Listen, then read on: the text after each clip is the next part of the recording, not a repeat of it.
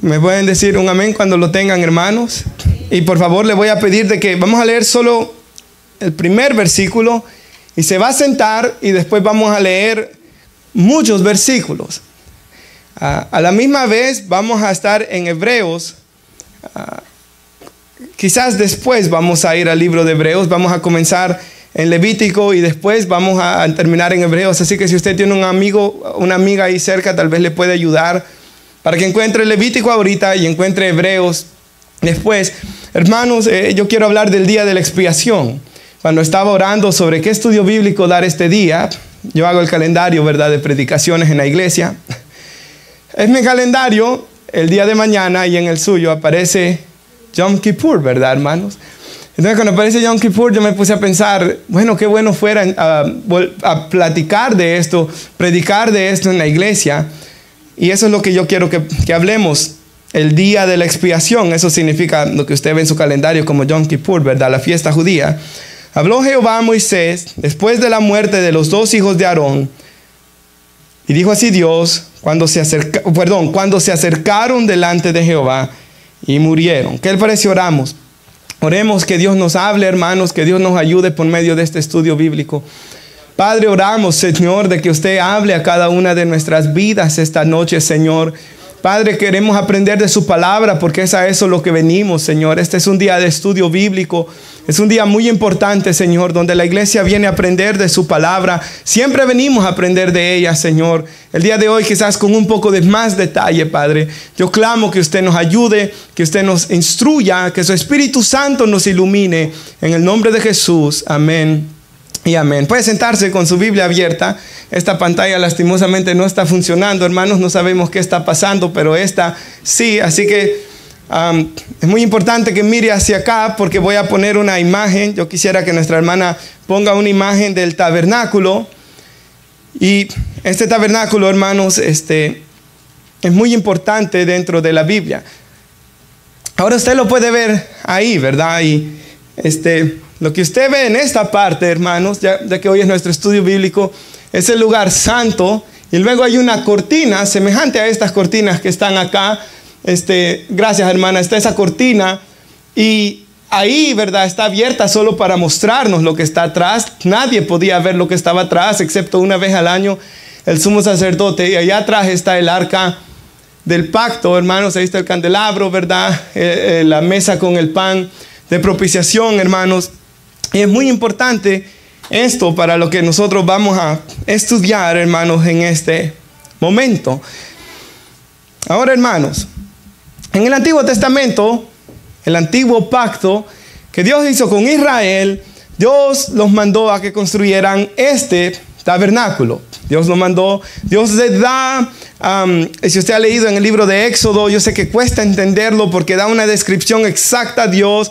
Y esto es lo que Dios los manda a ellos hacer. Dice la Biblia que hay dos hombres que Dios les da sabiduría para poder hacer el trabajo, hermanos, y lo dejan hecho. El pueblo ofrenda para que pueda ser construido este lugar. Y en ese lugar, afuera de este lugar estaba el atrio exterior, donde estaba, hermanos, el lugar donde ellos hacían sacrificios. Estaba la fuente de bronce donde ellos se lavaban. Y hermanos, ellos tenían un sistema de sacrificios. Si alguno de nosotros cometía alguno de ellos, en Israel, cometía algún pecado, ellos traían un sacrificio. Y ellos miraban cómo ese animal moría por los pecados que ellos habían hecho.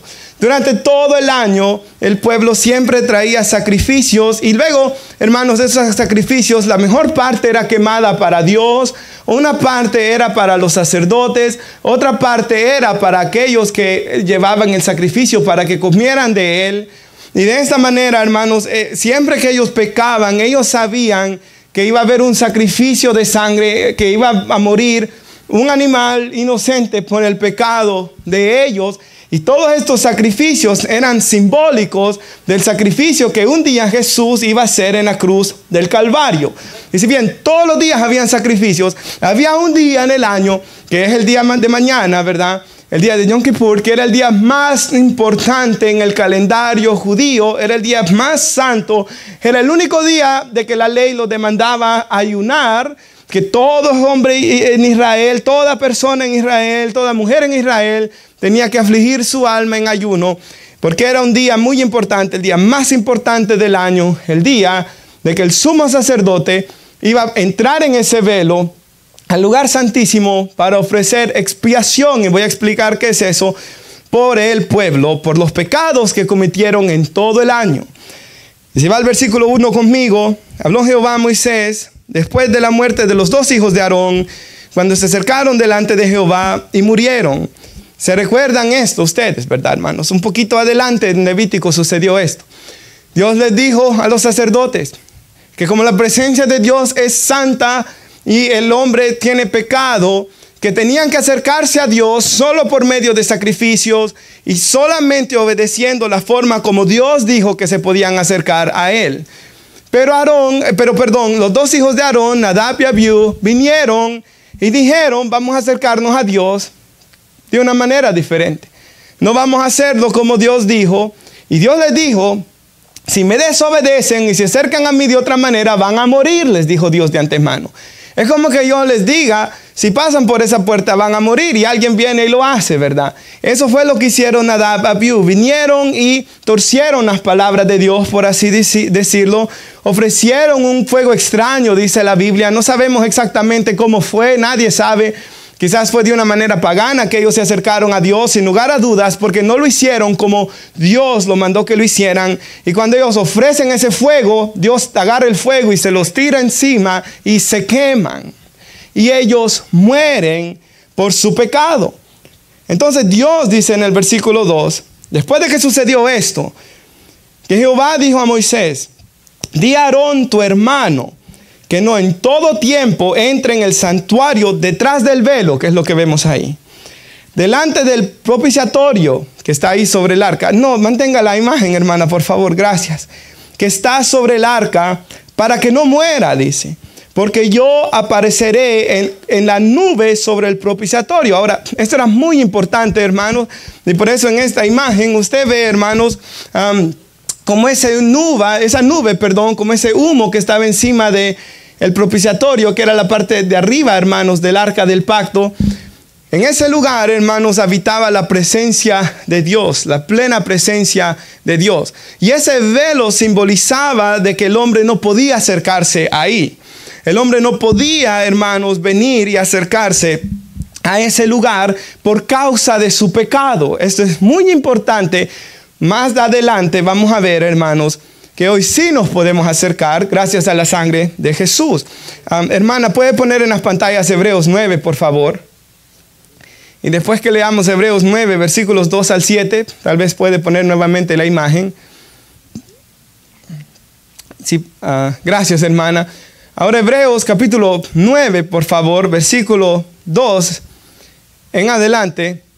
Mire lo que habla la Biblia aquí, de ese tabernáculo, ¿verdad? Como yo acabo de explicar, en la primera parte estaba el lugar santo y luego sigue diciendo, estaba en el candelabro, ese de oro que estaba ahí, la mesa de los panes de la propiciación. Tras el segundo velo estaba la parte del tabernáculo llamada el lugar santísimo, el cual tenía un incensario de oro y el arca para ofrecer incienso, ¿verdad? Y el arca del pacto cubierta de oro por todas partes. Ahora, esta arca del pacto era muy importante, hermanos, porque era una imagen del trono de Dios. Y en un segundo voy a ponerla en las pantallas. Dice en la que estaba adentro del arca, ¿verdad? Por cierto, esa arca, hermanos, se perdió cuando Nabucodonosor destruyó Jerusalén y nunca más se volvió a encontrar. Pero ahí estaba una urna de oro que contenía el maná. ¿Se recuerdan que Dios les dijo que guardaran un poco de maná, que nunca se iba a arruinar, verdad? Porque Dios quería que se guardara ahí. Estaba la vara de Aarón que reverdeció y las tablas del pacto. Todo simbólico de Jesús, ¿verdad? El maná, porque Jesús es el pan de vida. La vara de Aarón, porque en Cristo hay un mejor sacerdocio. Y hermanos, las tablas de la ley, porque Jesús vino a cumplir la ley que nosotros no podíamos cumplir. Y sobre esta arca del pacto, y voy a enseñar una foto, estaban los querubines de gloria que cubrían el propiciatorio. Y luego dice, de estas cosas no podemos hablar en detalle, dice él, pero luego sigue diciendo, así dispuestas estas cosas, en la primera parte del tabernáculo entraban los sacerdotes. Y ellos, hermanos, entraban todo el tiempo a ese lugar santo, la primera parte, antes de entrar en el velo. Y ofrecían sacrificios, todos los días cambiaban el pan, ofrecían incienso, hacían muchas cosas ahí, ¿verdad? Los oficios del culto. El siguiente versículo dice, pero en la segunda parte, piensen esto, solo el sumo sacerdote. Ese era el día de la expiación.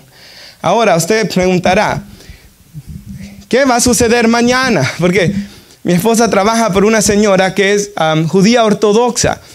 Ella va a celebrar mañana el día de la expiación, pero no hay sacrificio, no hay sumo sacerdote, no hay templo tampoco en Israel. No hay templo, hermanos, no pueden construir el templo, ¿verdad? Los islámicos no los dejan construir el templo, porque ese templo que Jesús dijo que iba a ser destruido, fue destruido porque, hermanos, ya esos sacrificios del antiguo pacto ya dejó de ser, dice el libro de Hebreos. Hoy estamos bajo un nuevo y mejor pacto. El sacrificio de Cristo ya fue hecho, ¿verdad? Y esos sacrificios solo iban a darse hasta que Cristo viniera en la cruz. Y aunque muchos judíos no quieren creer en Jesús, y aunque quieren seguir con ese antiguo sistema de sacrificios, Dios no se los permite, ¿verdad? Y por más que luchen, no pueden construir ese templo, porque es como que de una forma Dios les está diciendo, miren hacia mi Hijo, miren hacia Jesús, el sacrificio ya fue hecho. Estaba viendo una entrevista de este hombre judío, Ben Shapiro, donde estaba con John MacArthur, y John MacArthur le explica lo que yo acabo de decir hoy. Le lee Isaías 53. Ben Shapiro está sin palabras, sin poder argumentar nada, pero aún así endureciéndose en su pecado, hermanos. Es terrible como es de malo el hombre, ¿verdad? Y como muchos de nosotros en algún momento fuimos también, ¿verdad? Endureciéndonos, hermanos, ante el llamado de Dios a venir hacia sus pies. Ahora, dice que el sumo sacerdote entra una vez al año, ¿verdad? En la segunda parte, no sin sangre, dice. ¿Por qué? Porque él ofrece sangre primero por sí mismo y luego por los pecados de ignorancia del pueblo, y dando al Espíritu Santo a entender. Y vamos a parar ahí. Después explicaremos el resto. Entonces el sumo sacerdote entraba una vez al año a este lugar santísimo para ofrecer este sacrificio de expiación. Si va conmigo, por favor, al versículo 11, por favor. ¿Lo tienen, hermanos? Levítico 16, 11. Quisiera que vaya leyendo conmigo. Vamos a leer del 11 al 14. Y hará traer a Aarón el becerro que era para expiación suya. Y hará reconciliación por sí y por su casa. Y degollará en la expiación el becerro que es suyo. Ahora, no vamos a leerlo todo, pero yo quisiera ir en orden. Lo primero que el sacerdote hacía iba al atrio, iba a la fuente que estaba en el atrio y se lavaba con agua. De una manera simbólica de cómo hay que ser lavado para entrar a la presencia de Dios. En el nuevo pacto lo que nos lava, nos limpia, es la sangre que Cristo derramó en la cruz del Calvario. Nos limpia de pecado, ¿verdad? Ahora, luego él iba al tabernáculo y se vestía con una ropa especial para este día. No usaba sus vestimentas de todo el tiempo. Y luego dice, hermanos, que él venía, nos dice este versículo, y ofrecía un becerro como ofrenda por su pecado y el de su familia. Y luego dice el 12, después tomará, dice, un incensario lleno de brasas de fuego del altar delante de Jehová, y sus puños llenos del perfume aromático molido, y lo llevará detrás del velo, y pondrá el perfume sobre el fuego delante de Jehová. Y la nube del perfume cubrirá el propiciatorio, que está sobre el testimonio, para que no muera. Tomará luego la sangre del becerro y la rociará con su dedo hacia el propiciatorio, al lado oriental, hacia el propiciatorio, esparcirá, dice, con su dedo 7 veces aquella sangre, demostrando que no tan fácil se podía acercar a Dios. Es más, no hay forma de acercarnos a Dios, sino solo por medio del derramamiento de sangre. Y no cualquier sangre, porque esta sangre, como vamos a ver más adelante en esta predicación, no quitaba los pecados. Se necesitaba la sangre de Cristo derramada en la cruz para podernos acercar a Dios. Y por eso es que la Biblia dice en Hechos 4:12 que ningún otro nombre se nos ha dado debajo del cielo en el que podamos ser salvos, sino el nombre de Jesús. La salvación es solo en Cristo. Por esta razón, porque el hombre está manchado por el pecado, sucio por el pecado. Si no, miremos a nuestro alrededor, miremos las noticias, miremos nuestras propias vidas y sabremos, hermanos, de que no podemos acercarnos a Dios sin la sangre de Cristo y el sacrificio que Él hizo en la cruz. Si puede poner la hermana la imagen del arca, quisiera poner esa imagen, hermanos, y ahí podemos ver cuando nuestra hermana gracias. Entonces allá adentro estaba la vara de Aarón, el maná, ¿verdad, hermanos? Y las tablas de la ley. Y ahí estaba el propiciatorio, era eso, la parte de arriba. Allí en esa parte en medio era donde se hacía expiación, ¿verdad? De esa manera por los pecados. Ahí están los querubines y eso era una imagen, hermanos, visible de cómo es el trono de Dios. Entonces eso estaba en el lugar santísimo, hermanos, y era algo donde si alguien entraba de otra persona que no fuera el sumo sacerdote y solo esa vez al año que entraba, como nos dice Hebreos, esa persona moría en ese instante, porque no podía entrar delante de la presencia santa de Dios. Entonces él venía y si pueden ir conmigo al versículo 7, por favor. El sumo sacerdote derramó sangre ahí, ¿verdad? 7 veces. Siempre lo hacía 7 veces porque el número 7 es el número de la perfección en la Biblia, ¿verdad? De algo completo, hermanos. Entonces luego salía de regreso afuera el sumo sacerdote. Y el versículo 7, ¿lo tiene conmigo? Leeremos del 7 al 10. Después tomaría los 2 machos cabríos. Ya se ofreció el becerro por sus pecados, ¿verdad? Pero luego en el 7 va a tomar 2 machos cabríos y los presentará delante de Jehová a la puerta del tabernáculo de reunión. Y se va a echar suerte sobre ellos. Y echará suerte a Aarón sobre los 2 machos cabríos. Una suerte por Jehová y otra suerte por Azazel. Si usted tiene otra traducción que no es Reina Valera, dice por expiación. Esa palabra Azazel significa literalmente macho cabrío de escape, en inglés scapegoat para los jóvenes, si ustedes han escuchado esa palabra muchas veces, ¿verdad? Cuando a alguien se le echa la culpa para limpiarse todos los demás de lo que hicieron, oh, that's the scapegoat, dicen. Como que todos nosotros hiciéramos una maldad aquí y le echáramos la culpa al hermano Marvin, ¿verdad? Que él cargue con la culpa. Si nosotros hacemos un crimen y que él vaya a la cárcel, oh, that's the scapegoat, Brother Marvin, a él le vamos a echar la culpa. La frase, la expresión se dice, la gente no la entiende, pero de esa manera Jesús fue, hermanos. El chivo expiatorio o el macho cabrío expiatorio, Él llevó la culpa de nuestros pecados de esa manera. Mire, dice el 9. Y hará traer a Aarón el macho cabrío sobre el cual cayere la suerte por Jehová, y ese se va a ofrecer como sacrificio, por expiación. Yo me pongo a pensar, hermanos. Esto era una vez al año, pero durante el año, digamos que, no sé, hermanos, ¿qué ejemplo puedo dar? Usted le hizo un daño a su prójimo. Y su prójimo, ¿verdad?, sufrió un daño. Y usted pecó contra él. Pero se arrepiente de este pecado. Y luego usted va ante los levitas, los sacerdotes, y usted lleva un animal. Y usted pone sus manos sobre ese animal, confesando sus pecados. Y luego el animal es tomado y usted lo ve que muere delante de usted. Por su culpa. Ahora, a los que no les gusta sacrificios de animales, no coman carne asada nunca más, por favor. Ni pollo. Yo sé que algunas hermanas quizás cuando eran pequeñas les daba miedo cuando su mamá le torcía el cuello a la gallina, ¿verdad?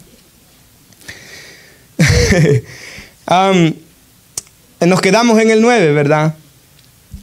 Pero mira el 9. Y hará traer a Aarón el macho cabrío. Recuerde que eso es solo una vez al año que se hacía no cualquier persona, solo el sumo sacerdote, sobre el cual cayere la suerte por Jehová, se ofrecerán expiación. Mira el 10. Mas el macho cabrío sobre el cual cayere la suerte por Azazel, se presentará vivo delante de Jehová para hacer la reconciliación sobre él, para enviarlo a Azazel al desierto.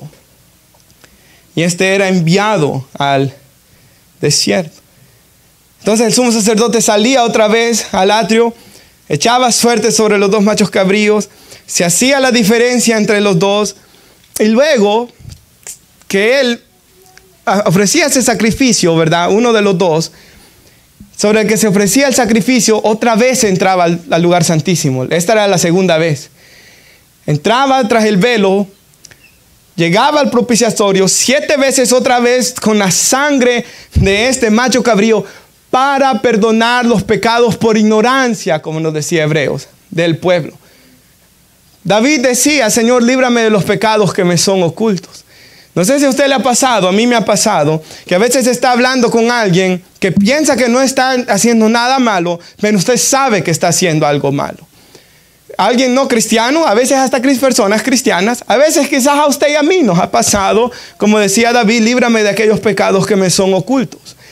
Hermanos, lastimosamente por la naturaleza que tenemos pecaminosa nosotros, muchas veces pecamos. Aún en nuestros pensamientos a veces pecamos. Y este sacrificio era un sacrificio para perdonar todos esos pecados, todos del pueblo, todos aquellos que quizás no se habían llevado sacrificios al santuario, hermanos, eran perdonados por medio de este sacrificio. Mira el versículo 15.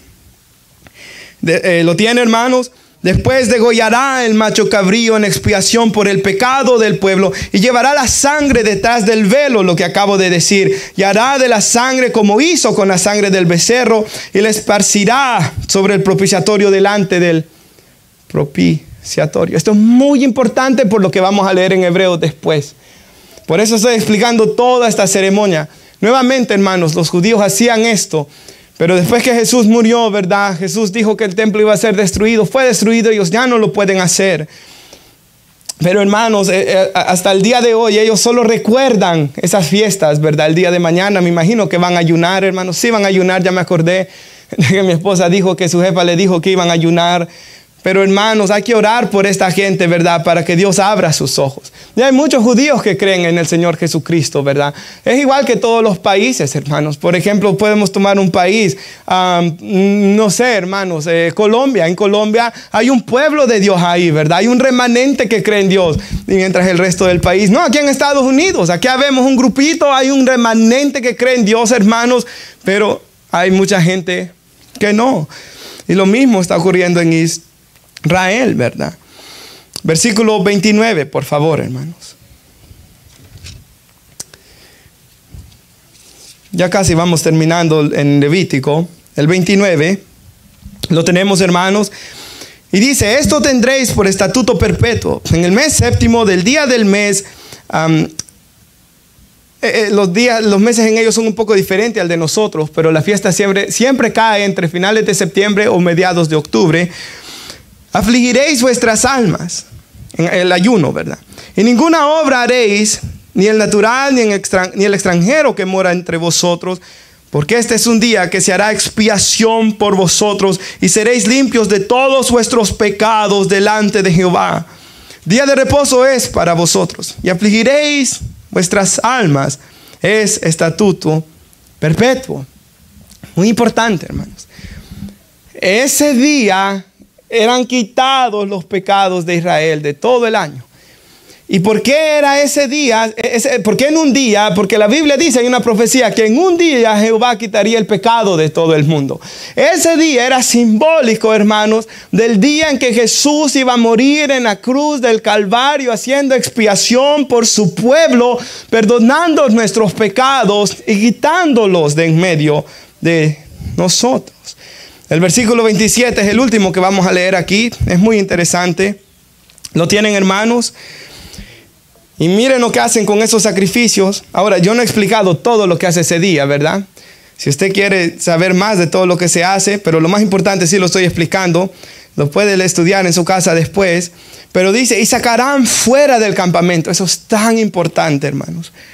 Y sacarán fuera del campamento el becerro y el macho cabrío inmolados por el pecado, cuya sangre fue llevada al santuario para hacer expiación. Y quemarán en el fuego su piel, su carne y su estiércol. Esto es muy importante. Tenía que ser llevado fuera del campamento. Ahora, cuando usted lee la ley de Dios, toda persona que era declarada inmunda tenía que ser sacada fuera del campamento. Por ejemplo, cuando María comienza a murmurar de Moisés en el libro de los Números, comienza a murmurar de él y Dios la castiga por la rebelión que está causando y le da lepra, ¿verdad? Cuando se hace leprosa María, ¿qué ocurre con ella, hermanos? La sacan fuera del campamento. Toda cosa inmunda, todo tenía que salir fuera del campamento. El macho cabrío, el que moría, iba a ser quemado, y el becerro iban a ser quemados fuera del campamento. Ahora el otro macho cabrío, el que no moría, Aarón, o el sumo sacerdote después de Aarón, ponía su mano sobre él, confesaba los pecados, dice, del pueblo, y había una persona destinada que agarraba ese sacrificio, ese macho cabrío, el que no moría, ¿verdad? Y se lo llevaban afuera para que quedara perdido en el desierto. Simbólico de que esos pecados ya no iban a volver nunca más al pueblo, porque eran perdonados. Todo pecado, todo inmundo era sacado fuera del campamento. Ahora, cuando Jesús murió en la cruz del Calvario, en los evangelios, ¿muere Jesús dentro de Jerusalén o afuera de los muros? Afuera, ¿verdad, hermanos? ¿Por qué? Porque Jesús, aunque no había nada inmundo en él, la Biblia dice que aunque él nunca conoció pecado, por nosotros él fue hecho pecado. Y porque Jesús iba a cargar con nuestros pecados, cargar con nuestras inmundicias y con nuestras maldades, él fue sacado fuera del campamento, hermanos, para morir en la cruz del Calvario. Y ese es el primer punto, hermanos, con todo lo que yo acabo de decir, que quiero que veamos. Cuando leemos el Antiguo Testamento, lo tenemos que leer con Jesús en mente, hermanos. Tenemos que leerlo, hermanos. No, estas ceremonias no fueron escritas solo por ser escritas. Cada cosa que fue escrita en la Biblia fue escrita con el propósito de traernos a los pies de Jesús. Por ejemplo, el libro de Ruth. El libro de Ruth no fue escrito para que la suegra se lleve bien con su nuera. Si alguien agarra el libro de Ruth y lo predica solo para reprender a la suegra a que no se lleva bien con la nuera, se equivocó. Porque aunque sí es verdad de que aprendemos cómo la amaba, y esa es una buena enseñanza para nosotros, el mero propósito de ese libro no es ese. El mero propósito de ese libro es que en Ruth se sigue, por eso en la Biblia aparecen muchos nombres, en Ruth se sigue ese linaje santo del cual un día iba a venir nuestro Señor y Salvador Jesucristo, ¿verdad? Hay una historia bien perturbante donde Judá comete unos pecados, hermanos, en Génesis 38, si recuerdo bien, sí, 38. El 37 nos cuenta la historia de José, el 39 nos sigue contando la historia de José, pero de repente entre medio aparece una historia bien perturbadora y uno dice, ¿por qué está esta historia acá? Porque por medio de Judá se sigue ese linaje santo del cual iba a venir nuestro Señor y Salvador Jesucristo. Toda la Biblia, todo detalle fue escrito con un propósito, hermanos. A pesar que lo escribieron alrededor, más de 40 personas, en 1500 años o 1600 años, alrededor de 1500 a 1600 años, muchos no se conocieron, pero hermanos, escribieron la historia tan perfectamente porque aunque fueron muchos escritores, hubo un solo autor, el Espíritu Santo de Dios, quien inspiró las Escrituras para nosotros. Quiero que abra la Biblia, por favor, en Hebreos, capítulo 9. Hebreos capítulo 9. Y aquí vamos a concluir. Versículo 11. Como les decía, hermanos, más versículos quizás de lo normal, pero qué mejor hay que la palabra de Dios, ¿verdad? Toda la Escritura es inspirada por Dios y útil para enseñarnos, redarguirnos y corregirnos en justicia. Leían un libro, hermanos, sobre cómo mucha gente va a la iglesia, pero no va a la iglesia porque de verdad le importe aprender de Dios, decía este escritor. Van porque quieren que sus matrimonios se mejoren. Van porque quieren salir de drogas. Van porque tienen este y otro problema. Pero no van porque quieran conocer a Dios. No van porque quieren aprender de Dios ni de la palabra de Dios. Y si bien eso es cierto, yo no creo que ninguno de nosotros llegó a la iglesia queriendo aprender de Dios, ¿verdad? No lo creo, yo no entré así. Uno entró para ver qué pasa, ¿verdad? O porque alguien nos llevaba, o porque nuestros padres nos llevaban, o porque alguien nos invitó y nos insistió mucho y voy a ir. Pero de repente cuando estábamos ahí de mala gana, hermanos, un día el Espíritu Santo vino y trató con nuestros corazones y quebrantó nuestro corazón y nos trajo a los pies de nuestro Señor y Salvador Jesús. Ahí está la diferencia de Judas y de Pedro. Judas no podía soportar su pecado, lo que le había hecho a Jesús. Estaba arrepentido, dice la Biblia, hasta arrepentido usa la Biblia. Tiró el dinero, lo regresó, las 30 piezas de plata, se los tiró a los sacerdotes a los pies. Fue y se ahorcó, ya no quería ni vivir por lo que él hizo. Pero no vino a Cristo para perdón y salvación. Pedro negó a Jesús 3 veces, hasta maldijo diciendo que no lo conocía, pero después de que él pecó, que dice la Biblia, se miró con Jesús a los ojos. Jesús lo voltea a ver después que ya lo había negado las 3 veces. Pedro sale y llora amargamente. Y la diferencia es de que en Pedro sí había amor por el Señor y Salvador Jesús. Hermanos, y cuando nosotros hemos conocido a Jesús, ¿verdad, hermanos? Nosotros lo amamos a Él por lo que Él ha hecho en nuestras vidas. Lo tenemos, Hebreos 9, versículo 11. Ahora, hermanos, quisiera antes de leer esto explicar la palabra Yom Kippur, ¿verdad? O Kippur, o si usted busca para sonar más hebreo, Kapar o algo así, ¿verdad? Bueno, las pronunciaciones cuestan mucho. Pero en el diccionario bíblico que yo tengo así decía, esta palabra, Kippur, ¿verdad? Se puede traducir como expiación, así es como se traduce en nuestras escrituras, ¿verdad? Y significa, oiga lo que significa, cubrir o cancelar. Por eso es que la sangre era puesta ahí, ¿verdad? ¿Se recuerda? Bueno, lo vamos a leer en unos instantes. Cuando el pacto es hecho con el pueblo de Israel, se rocea sangre sobre ellos. De manera simbólica, cuando Jesús derramó su sangre en la cruz del Calvario y alguien pone su fe en Él, el Espíritu Santo, hermanos, aplica el perdón que esa sangre logró a favor nuestro. Y nuestros pecados son cubiertos por medio de esa preciosa sangre. Es así como nos limpia de todo pecado, ¿verdad?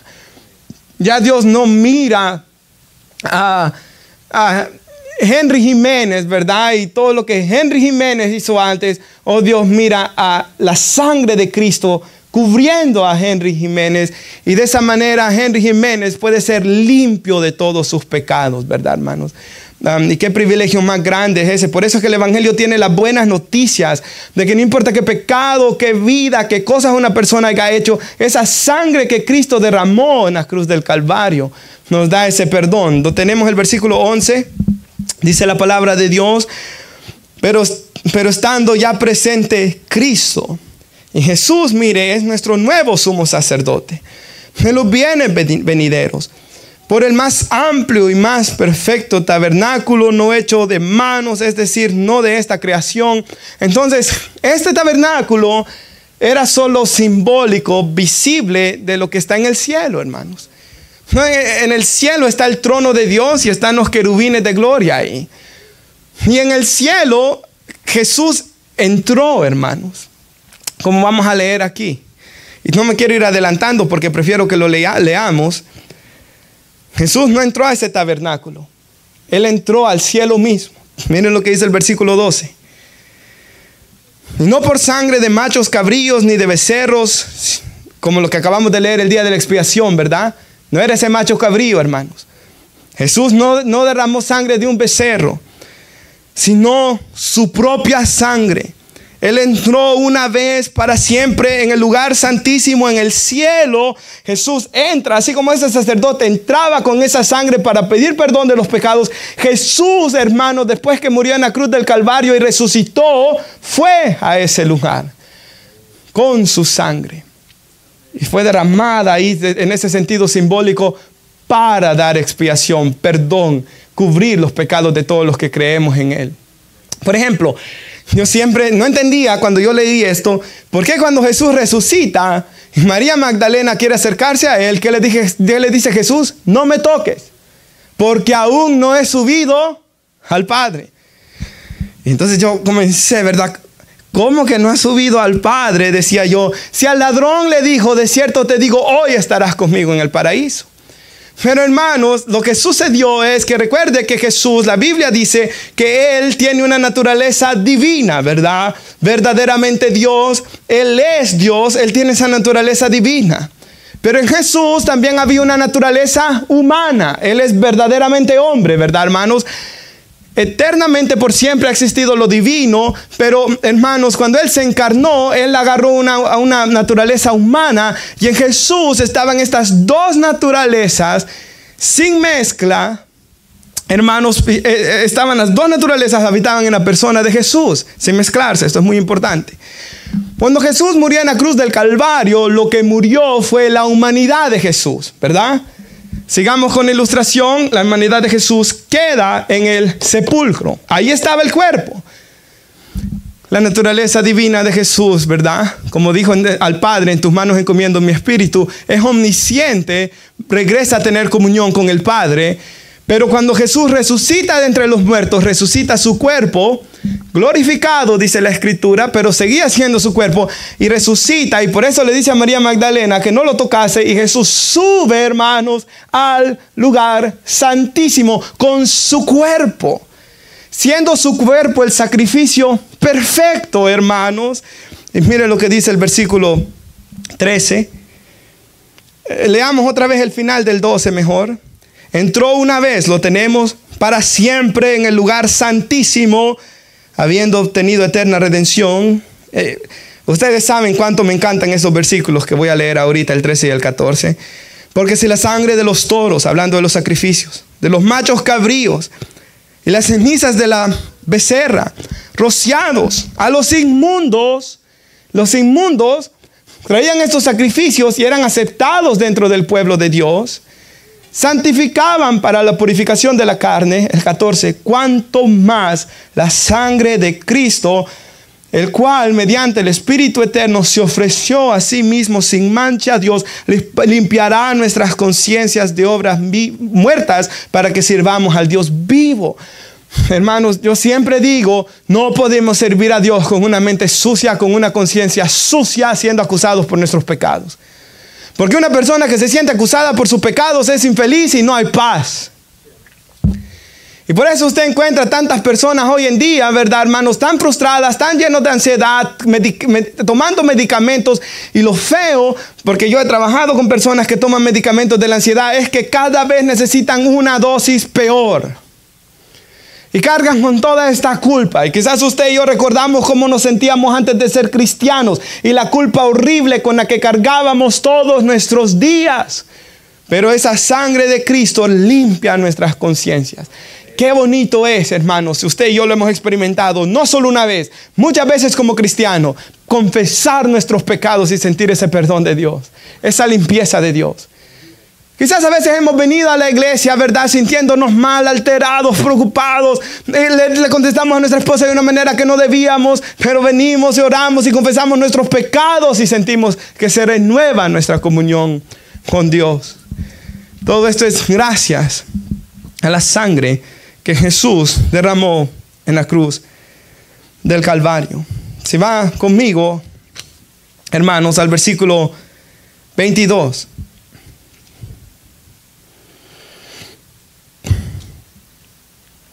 Ahora el sacerdote, esto no lo dije, hermano, pero ya que leo este versículo, lo hubiera dicho. Casi todo es purificado según la ley con sangre.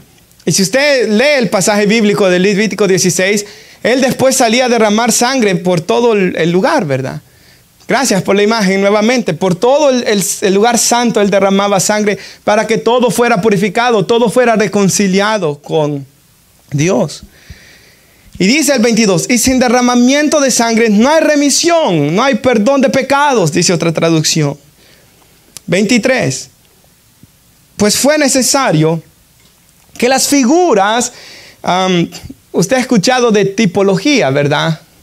Esa palabra está en la Biblia, no sé si es esta, hermanos, no recuerdo exactamente, pero sé que está en hebreo, solo que se traduce de una manera diferente en Reina Valera, pero estas figuras o tipología, si usted lee, lo debería de leer, hermanos que ya tienen bastante tiempo como cristianos, deberían de leer un libro de tipología del Antiguo Testamento porque le va a ayudar mucho, hermanos, a leer la Biblia.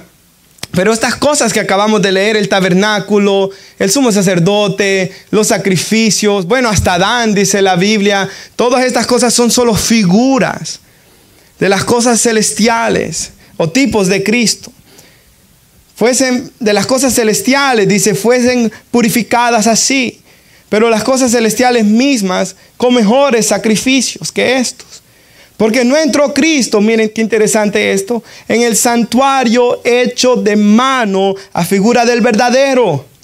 No entró Cristo en ese tabernáculo, ¿verdad? Sino ¿dónde, hermanos? En el cielo mismo, para presentarse ahora por nosotros ante Dios. Paremos ahí.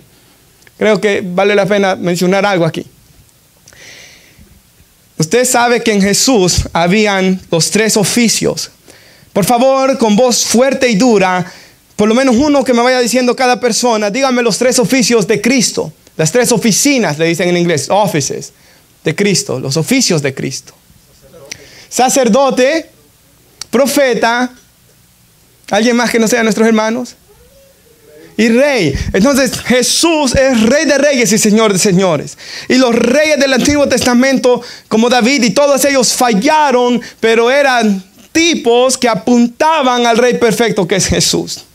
Los profetas representaban, o sea, los reyes gobernaban el pueblo de Dios, simbólico de un rey perfecto que iba a venir. No tirano como aquellos reyes, sino manso y humilde de corazón, Jesús.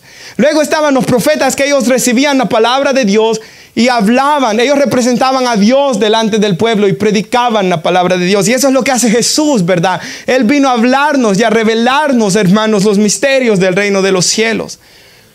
Todo lo que el Padre me dio, yo vengo a decir, dijo Jesús. Y Jesús cumplió ese ministerio profético. Pero Jesús también fue sacerdote, sumo sacerdote, como estamos leyendo aquí. Y el sacerdote representaba, el profeta representaba, recuerde, a Dios ante el pueblo. El sacerdote representaba al pueblo ante Dios. Y Jesús nos representa delante de Dios. Él nos representa. Por eso Hebreos capítulo 7, si es algo rápido en la Biblia, vaya conmigo ahí, por favor. Porque vale la pena mencionar esto. 25. Hebreos 7:25 nos habla de Jesús. Y dice, por lo cual también puede salvar perpetuamente a los que por él se acercan a Dios. ¿Cómo nos acercamos a Dios? Por medio de Jesús, ¿verdad? ¿Y qué hace Jesús? Viviendo siempre para interceder por ellos. Hermanos, Jesús está a la diestra del Padre y Él desde allá representa a todos nosotros y a todo pecador que venga arrepentido a los pies de Cristo. Entonces cuando oramos, por eso ¿cómo oramos? En el nombre de Jesús. No como una frase mágica que solo la voy a añadir al fin para que Dios me dé lo que quiera. Cuando estoy orando en el nombre de Jesús es porque Él está a la diestra del Padre, Él me está representando.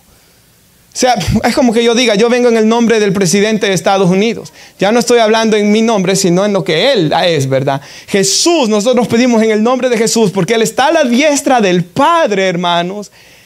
Y es en su nombre que pedimos. O sea, por sus méritos pedimos. Por lo que Él ha hecho es que nosotros pedimos.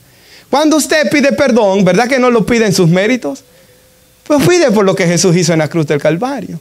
Pedimos en el nombre de Jesús, pedimos por lo que Jesús ya ha hecho. Porque Él está a la diestra del Padre, hermanos. Y dice el 26, porque tal sumo sacerdote nos convenía. Y como dice la Biblia que es Jesús, santo, inocente, sin mancha, apartado de los pecadores.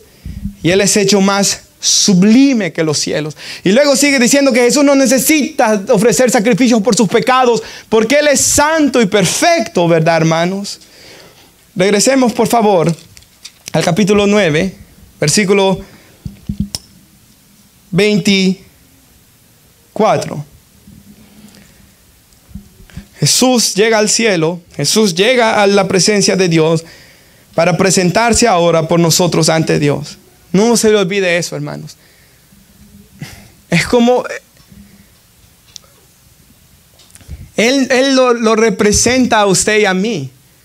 Hermanos, ¿qué mejor representante pudiéramos tener que Jesús? Espero que entienda esto, pero cuando usted ora, hermanos, ¿cómo va a ser la respuesta? No, si Jesús está. Por eso dice, todo lo que pidan al Padre en mi nombre les será hecho. Nuevamente, ¿sí?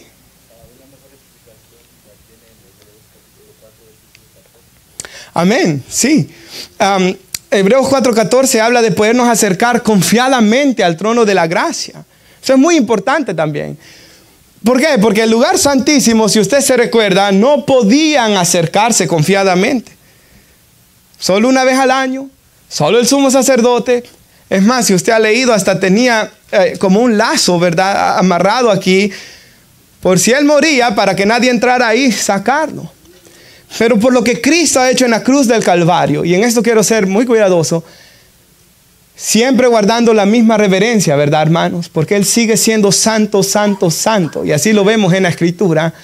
Pero el creyente sí tiene una entrada y se adelantó un poco, hermanos, porque en un segundo iba a tocar esa parte, pero el creyente tiene entrada al lugar santísimo. Ahora mire el versículo 25, por favor.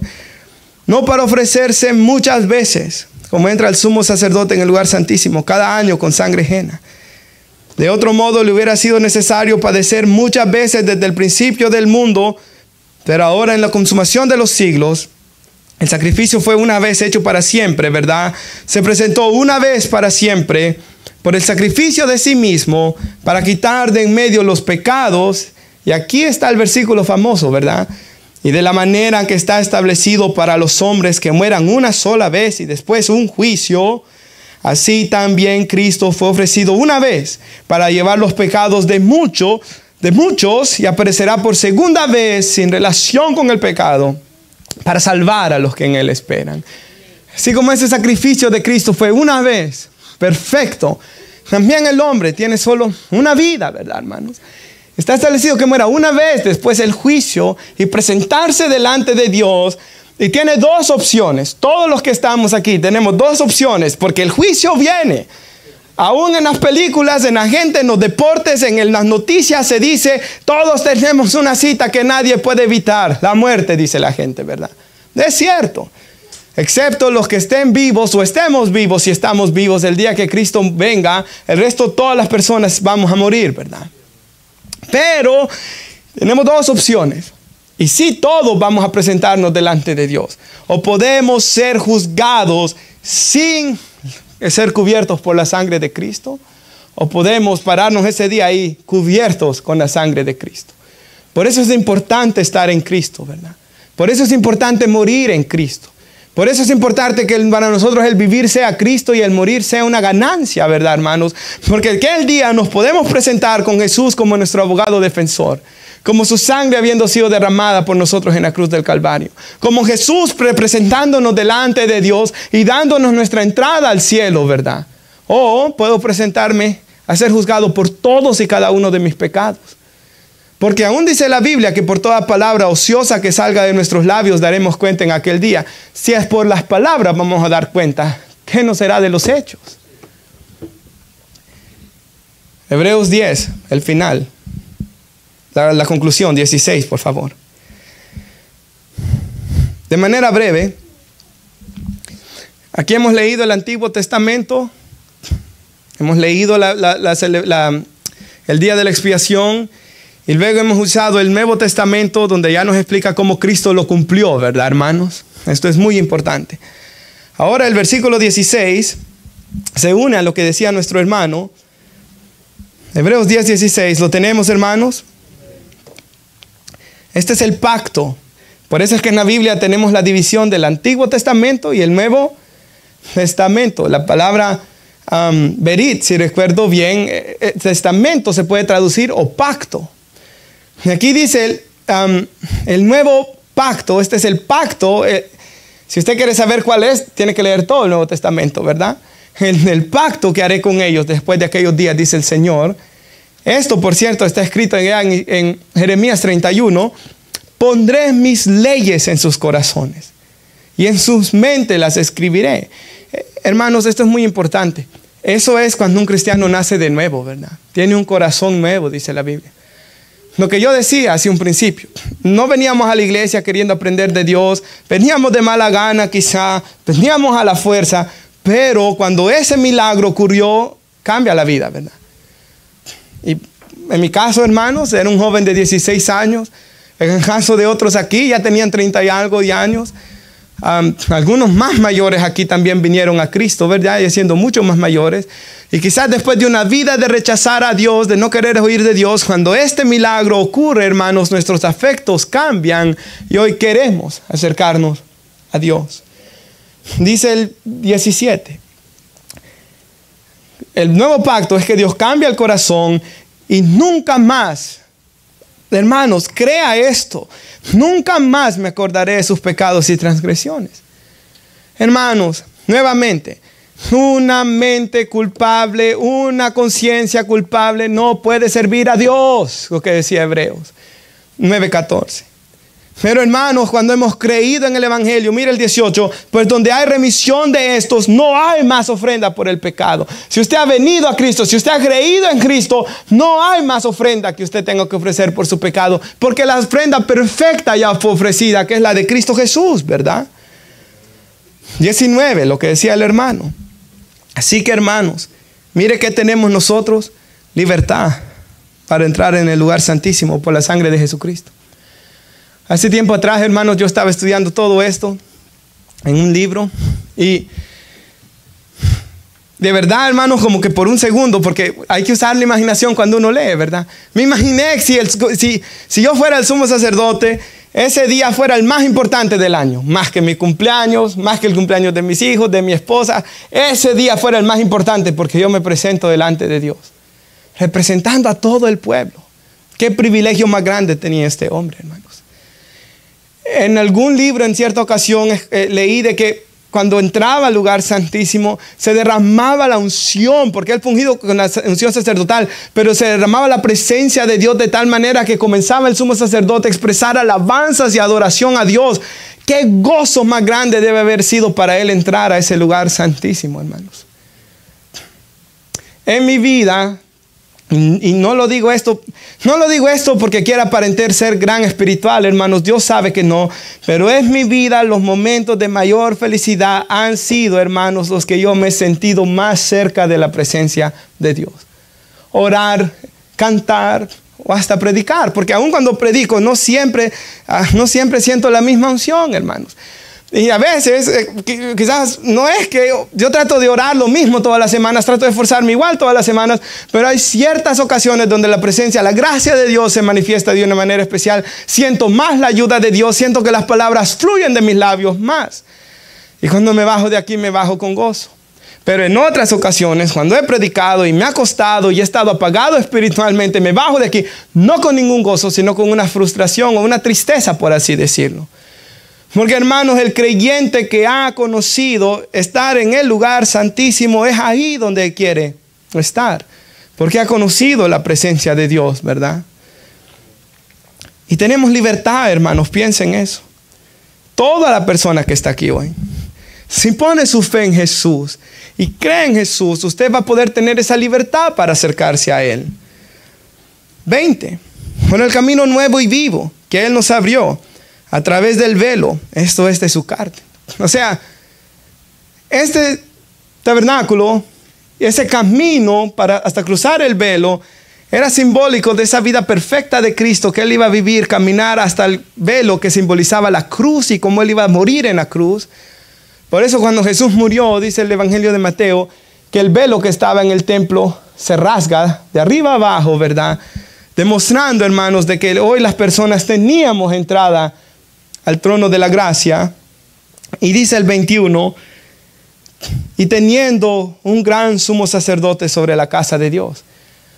Un sacerdote que el libro de Hebreos en el capítulo 2 y en el capítulo 4 lo describe como un sacerdote compasivo, misericordioso, fiel, que se compadece de nuestras debilidades, de nuestras flaquezas, porque Él fue tentado en todo según nuestra semejanza, pero sin pecado. Alguien que se compadece de nosotros porque Él cargó con nuestros pecados en la cruz del Calvario. Y aunque Él nunca cometió pecado, Él sabe lo que siente una persona atada en sus pecados, porque Él, hermanos, aun cuando Él iba a morir en la cruz, dijo, mi alma está afligida hasta la muerte. Él sabe lo que es llevar el pecado, porque Él llevó nuestros pecados, aunque Él nunca pecó, pero Él cargó con nuestros pecados. Por eso Él gritó, ¿verdad? Dios mío, ¿por qué me has desamparado en la cruz? Entonces, porque tenemos este sacerdote, Jesús, sumo sacerdote, misericordioso, compasivo. Acerquémonos, el 22. ¿Cómo? Con un corazón sincero. Hermanos, ¿por qué hay personas que nunca pueden gozar de la presencia de Dios? Porque no son sinceros. Nunca quieren dejar el pecado. Siempre quieren tener cosas. Siempre quieren pasar texteando con la mujer prohibida, mirando cosas indebidas, haciendo cosas malas. Y así nunca va a poder entrar y gozar de la presencia de Dios, hermanos. Si no se quiere rendir completamente, si no quiere dejar sus pecados completamente, si no se acerca a Él con un corazón sincero, dice la Escritura, en plena certidumbre de fe, completamente confiado. ¿Cómo? Purificados los corazones de mala conciencia, lavados el cuerpo con agua pura. Una persona lavada, perdonada, que está en Cristo, que está buscando a Dios con un corazón sincero, no perfecta la persona, todavía tiene luchas, pero está rendida a los pies de Jesús. Esto es muy importante. Quizás un hombre pueda estar diciendo acá, mi carácter es muy fuerte. ¿Está usted rendido a los pies de Jesús, confesando su pecado y diciéndole a Dios que lo cambie? ¿O usted está endurecido no queriendo dejar ese pecado? Si usted está endurecido, jamás va a entrar al lugar santísimo. Pero si usted está ahí de rodillas delante de Dios, Señor, quítame esto. Señor, yo quiero cambiar. Señor, yo quiero dejar esto. Señor, yo quiero sentir tu presencia. Señor, yo no quiero vivir un cristianismo frío. Hermanos, el Señor, como dice, y que en esto termino, ninguno que venga a mí, dijo Jesús, yo le echaré fuera. Nos ponemos de pie y vamos a orar. Y vamos a dar gracias a Dios, hermanos. Y no sé si Daniel puede venir y entonar la alabanza gracias. Porque en esta alabanza se le da las gracias a Dios. ¿Por qué? Porque con tu sangre me has dado entrada hasta el trono celestial. Puedo entrar confiadamente ante ti, dice. Esa alabanza fue inspirada ciertamente en lo que acabo de predicar yo. Y cómo, hermano, Jesús nos da esta entrada. ¿Qué dice Santiago? Acercaos a mí, yo me acercaré a vosotros. Hermanos, Dios promete acercarse a nosotros. El problema es que nosotros no nos acercamos a Él, hermanos. El problema es que nosotros queremos estar distantes a Él muchas veces. Hermanos, y nunca vamos a estar felices mientras tengamos pecados que no queremos dejar, ¿verdad? Pero cuando nos rendimos a los pies de Jesús, es ahí, hermanos, donde encontraremos descanso para nuestras almas. Hagamos una oración, por favor. Padre, oramos, Señor, y damos gracias a usted por su palabra. Gracias por este estudio bíblico, Señor, y gracias por aprender de cómo, Señor, en el Antiguo Testamento era imposible llegar a su presencia. Un hombre nomás, una vez al año, podía entrar ahí, Señor. Padre, era imposible para las personas. Pero cuando usted murió en la cruz del Calvario, Señor, y su sangre fue derramada, se nos da oportunidad para acercarnos. Y lo que el sumo sacerdote sentía, Señor, esa vez al año, cuando Él se acercaba, oh, nosotros lo podemos sentir, Padre. El acercarnos a sus caminos, el acercarnos a su presencia, el poder venir delante de usted. Quizás, Señor, nuestro corazón pueda estar cargado de ansiedad, tristes. Oh Señor, como muchos de mis hermanos me han dicho que aún en sus peores pruebas y batallas pudieron orar y su presencia se hizo presente. Señor, usted estaba ahí con ellos, fortaleciéndoles, dándoles fuerzas. Porque Señor, eso es lo que usted ha hecho por medio de la sangre.